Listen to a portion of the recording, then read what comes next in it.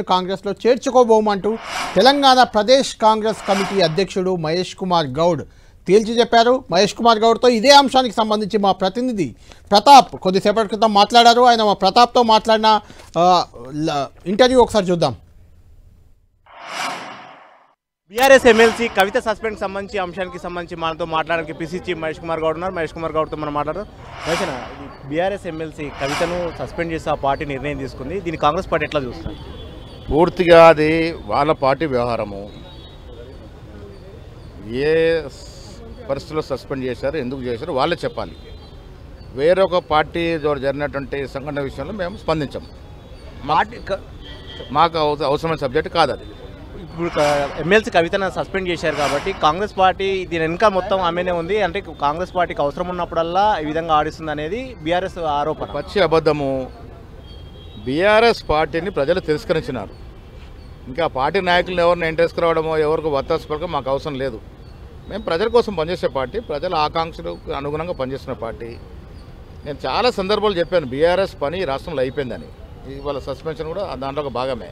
ఇంకా ప్రజలు BRS party పట్టించుకున్నప్పుడు మాకేం అవసరం ఉంది వాటి గురించి పట్టించుకోవాల్సిన అవసరం?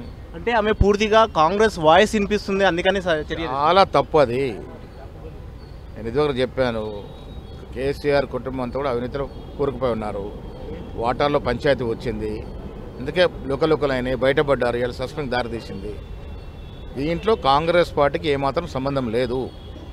అసలు వాటి గురించి స్పందించాల్సిన అవసరం కూడా లేదు. గతంలో కేసీఆర్ చుట్టూ దయ్యాలున్నారని నిన్న కూడా మీరు కాళేశ్వరం రిపోర్ట్ ఇట్లా పెట్టగానే ఈ అవినీతిలో హరీష్ రావుకు సంతోష్కు భాగస్వామ్యం ఉందంటూ కూడా కామెంట్ చేయడం, ఇదంతా కూడా కాంగ్రెస్ కుట్రలో భాగమనే. ఎట్లా అవుతుంది? హరీష్ రావుకి సంతోష్కి ప్రమేయం ఎట్లుంటుంది? కేసీఆర్ ముఖ్యమంత్రిగా ఉన్నప్పుడు ఇప్పుడు ఆవిడేం చేశారు? కేసీఆర్ని కేటీఆర్ని ప్రొటెక్ట్ చేసే ప్రయత్నం చేశారు. బట్ కేసీఆర్ వేరొకలాగా నిర్ణయం తీసుకున్నాడు. కేసీఆర్ కుటుంబం అంతా కూడా అవినీతి కూరుకుపోయి ఉన్నది. అలాంటి అవినీతి పనులు వెంటేసుకు రావడమో లేక రావాలని అడగడమో ఉండదు. ఈ ఎపిసోడ్ సంబంధించి కవితనేమో సంతోష్ హరీష్ రావు వెనుక రేవంత్ రెడ్డి ఉన్నారని చెప్తున్నారు. బీఆర్ఎస్ వాళ్ళు మాత్రం కవిత వెనుక రేవంత్ రెడ్డి ఉన్నారంటారు. అసలు ఎవరు ఎవరు వెనుక ఉండాల్సిన అవసరం మాకేముంది? అందులో అవినీతి పనులు వెంటేసుకు రావాల్సిన అవసరం మాకు అంతకన్నా లేదు. కేసీఆర్ కుటుంబ సభ్యులందరినీ కూడా ఒకే రకంగా చూస్తాము. సమాన దూరంలోనే ఉంటారు వాళ్ళు. సార్, ఫైనల్గా ఒక మాట చెప్పండి. ఇప్పుడు బీఆర్ఎస్ కవితను సస్పెండ్ చేసింది, కాంగ్రెస్లోకి ఏమైనా ఆహ్వానిస్తారా? ఒకవేళ ఆమెనే వస్తుంటే మీరు ఏమైనా తీసుకుంటారా? అంటే అవసరం ఇప్పుడు లేదు.